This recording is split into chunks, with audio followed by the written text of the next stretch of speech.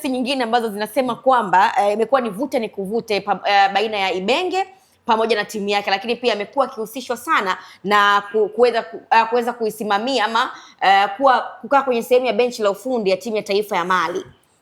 Sasa inasema kwamba Florai Ibenge anakaribia kuchukua nafasi ya kocha mkuu wa timu ya taifa ya Mali, akichukua nafasi ya kocha Tom Saintfiet. Yes, kutoka Azam. Uongozi sasa wa timu ya taifa ya Mali umempitisha Ibenge na kilichobaki mkeenge ni kuandaa tu mkataba wake na Florai Ibenge, na tukumbuke kwamba Ibenge anamaliza mkataba na matajiri wa Chamazi msimu huu mwisho. Kwani alisaini mwaka mmoja?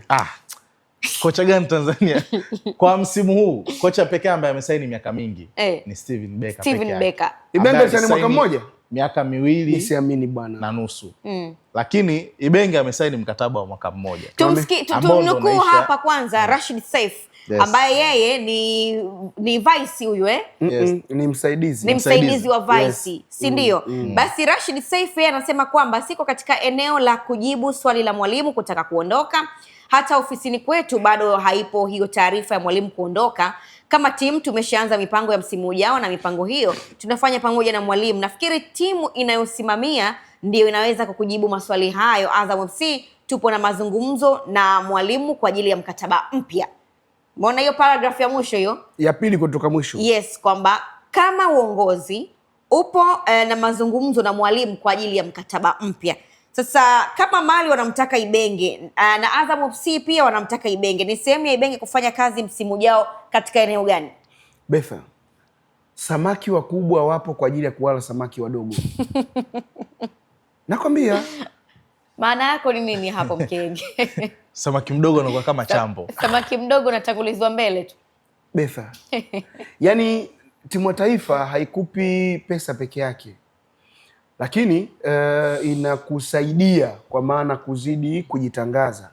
Unajua Mali sio taifa dogo katika mpira. Mali wamewahi kutoa wachezaji katika Barcelona huko, wamewahi kutoa wachezaji kwenye ligi kuu za Uingereza na sehemu kubwa duniani. Yani ukitaja mataifa ya mpira katika Afrika na duniani, huwezi kuacha kuwaweka Mali hapo. Kwa hiyo ziko tetesi kweli tunaziona chini chini, na ndugu yangu Rashid Saif nimesikia anapiga maneno, lakini kama ofa inaenda kweli, mzee wangu, Ibenge hana cha kugeuka nyuma. Hawa watu Betha, unajua, ngoja nisikilize. Ibenge sio Julio, Ibenge sio Menziro. Kwa maana gani? Umeona Menziro Yanga yuko katika hali ngumu kabisa. Jamani, mpigeni msimu Menziro. Takuja Menziro mwenzetu tena, tapanga koni pale, maisha yanaenda, tunapiga tunajishikashika. Kwa sababu Julio na kauli yake moja sema makocha wa Kitanzania tunachukuliwa kama tambala deki hizi timu zikiwa zina matatizo. Kwa moja kimonyika tunachukua tunafuta maji yale, tukitoka hapo tunakamua, pakishapoa Julio afai. Kula mtaa. Sio, umeshaelewa? Hawa kina Ibenge, hawa sio kina nani, kina Fadlu. Hawa sio kina Steven. Huyu Steven Becker mwenyewe mzee wangu haikuja ofa. Yaani ofa kama zinakuja hawana, kwa sababu hawana hiyo DNA. Hiyo DNA kusema umeona kama Julio atapiga maneno yeye, lakini Julio ana DNA na Simba. Menziro ana DNA ya Yanga. Of course. Leo Julio kocha Mashujaa, Menziro kocha Fountain Gate. Lakini kabisa nakuja swala kuchagua upande. Na Julio mwenyewe ashai kusema hawezi kufundisha Yanga katika maisha yake. Kwa unaweza ukaona. No, alisema Julio, labda aje kuikana sasa hivi kauli yake. Kwa hiyo unaweza ukaona Betha, Ibenge imekuja hiyo ofa. Imekuja hiyo ofa. Na bwana Rashid amezungumza vizuri kwamba is a team kwenye ofisi yetu haijaja. Lakini wasimamizi wa mwalimu wanaweza wako kwenye position nzuri ya kuzungumza. Kwa sasa hapo ametoa story kwa sisi waandishi, tumtafute agent wa Ibenge. Bwana, kitu gani kinaendelea? Lakini kwa upande wako Juma Shabani, kama Azam FC wanafanya namna ya kuongeza mkataba mpya na mwalimu, na vipi kwa upande mwingine, kwa upande wa mwalimu, labda pengine yeye akahitaji kuondoka, unadhani mbadala hapo nani anafaa? Tukitazama kwa Pedro Goncalves, yanaweza katokea kama ya Simba na Fadlu. Simba wamemaliza msimu Fadlu ameitwa, alipewa ofa kubwa sana, akasaini mkataba mwingine, si ndio? Ukitaja ofa hiyo kubwa, malizia mbele kikwetu kwetu. Kikwetu kwetu ni ofa kubwa. Kwa sababu wakati Mohamed Hussein anasaini ndani ya Young Africans, miongoni mwa ukiachana signing fee pamoja na mshahara ambao waliomwahidi Yanga, lakini kulikuwa kuna safari ya kwenda Dubai kwa ajili ya kwenda kufanyaje, kufanya survey, baada ya hapo tena arudi akiwa na akili ambayo iko fresh. Lakini miongoni mwa vipengele ambavyo Fadlu alikuwa kawekewa ni kwenda Maka kwa ajili ya kwenda kufanyaje, kwenda kuhiji. Na tulimuona pia alikuwa pamoja na mke wake. Zilikuwa ni sehemu tu za ofa za kuhakikisha kwamba unaenda kwenda kumkipu nani, Mwalimu. Lakini baada ya kuja ofa mpya, nini ambayo kilichotokea? Fadlu hakugeuka nyuma. Alichokiona ni kwenda mbele zaidi. Kwa upande wa Azam kuna vitu ambavyo ukivitizama na Ibenge unaona haviko sawa. Nilianza kuona kwenye kauli ambayo Mwalimu kaja kwenye press conference analalamika kwamba uongozi umeshindwa kulibariki jambo la wao kucheza mechi za dabi kwenye uwanja wa Azam Complex. Na ilikuwa ni mechi ya Azam dhidi ya Young Africans.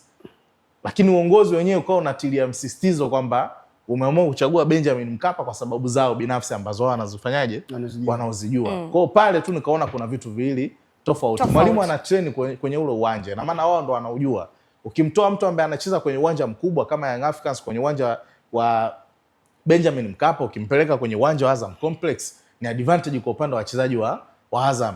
The same pia mchezaji ambaye anatrain uwanja mdogo ukimpeleka kwenye uwanja mkubwa, ina maana ni advantage nyie kwenu ambao mnaotumia huo uwanja kila siku. Kwa hiyo silaha ya Mwalimu ilikuwa ni hiyo. Lakini kingine ambacho alikuwa ana complain ni kwamba mnavoitoa mechi hapa huku wapi Chamazi, mnapoipeleka kule Benjamin Mkapa, tutarajie mechi ni ya kwetu, lakini Yanga watakuwa na mashabiki wengi kuliko sisi. Kwa hiyo kwani hata hapo kwenye Chamazi wakicheza Yanga na Azam wanao mashabiki hivi. Unajua Chamazi bwana, mimi nilikuwa huko jana wakati. Kwa hiyo wanasubiri kwenye 100% wana ngapi?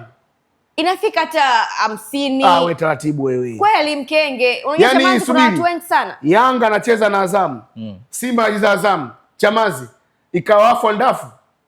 Watu tuseme 40 kwenye 100. Hata 40 haifiki. Hapana, inafika Mkenge. Tulienda mimi na nyinyi kwenye mechi ya Simba na Azam pale Chamazi. Mkenge, ngoja nikwambie. Azam kama kikundi chao kidogo hicho wamekaa pembeni hapo, Simba imejaza uwanja. Bado nikwambie kitu kimoja.